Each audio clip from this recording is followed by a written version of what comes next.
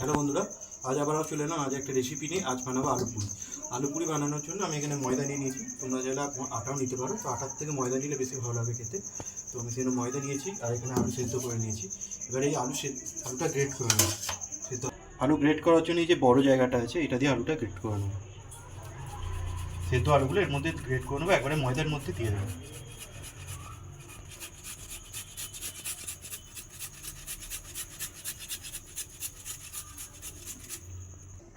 এখানে আমার আলুটা গ্রেট করা হয়ে গেছে। এবার এর মধ্যে দিয়ে দেবো স্বাদ মতো চিনি,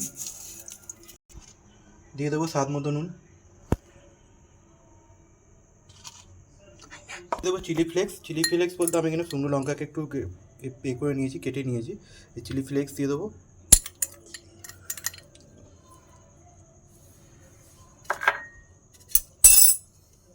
দিয়ে দেবো জোয়ান। এই জোয়ানটাকে আমি একটু ম্যাশ করে দেবো।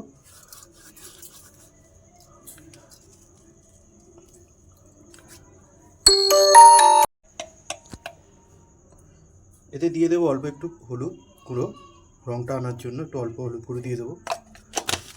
দেবো এতে সুজি, একটু সুজি দেবো, এর স্বাদটা আরও বাড়ানোর জন্য একটু অল্প করে সুজি দেবো। 2 চামচ সুজি দেবো, দিয়ে এবার এটা আমি মেখে নেব। প্রথমে আমি জল দেবো না, অল্প একটু এরকমভাবে মেখে নেব। তারপর আমি জল দিয়ে এটা মেখে নেব।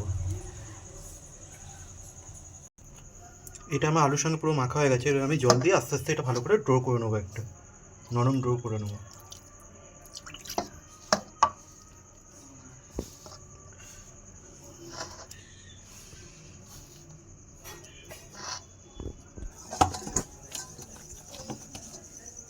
দেখো বন্ধুরা, এটা আমার কতটা নরমভাবে মাখা হয়েছে। এরকম নরমভাবে মাখতে হবে। মেখে এর মধ্যে আমি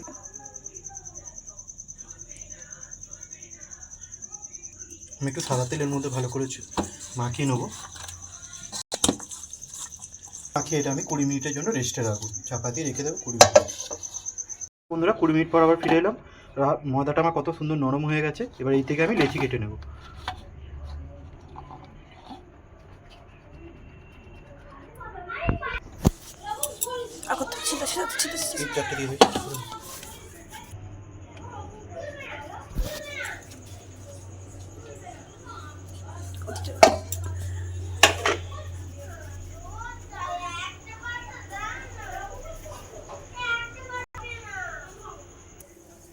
এদিকে তেলটা আমি বসিয়ে দিয়েছি, এদিকে আমি কিছু বেলে নেব।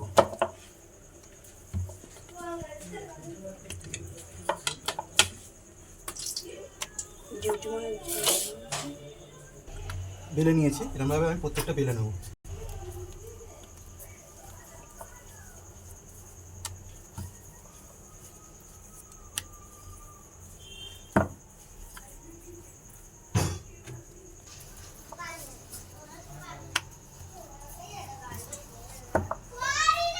বেলা হয়ে গেছে সব কটা। এদিকে তেলটা আমার গরম হয়ে গেছে। এবার আমি একটা একটা করে ভেজে নেব।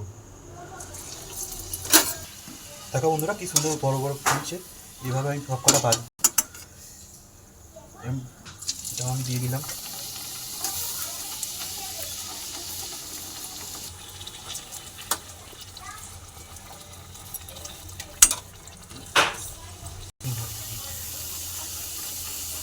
এবারে বন্ধুরা, এইভাবে আমি সমস্তগুলো ভেজে নেব, এক এক করে সবগুলো ভেজে নেব।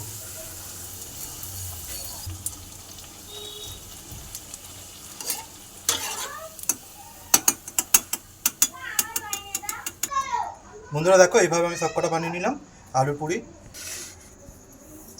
বন্ধুরা দেখো, এইভাবে আমি প্রত্যেকটা আলু পুরি বানিয়ে নিলাম। এইভাবে তোমরা বাড়িতে এইভাবে আমার প্রত্যেকটা আলু পুরি তৈরি করে নিলাম। তোমরা বাড়িতে এইভাবে ট্রাই করো আলু পুরি।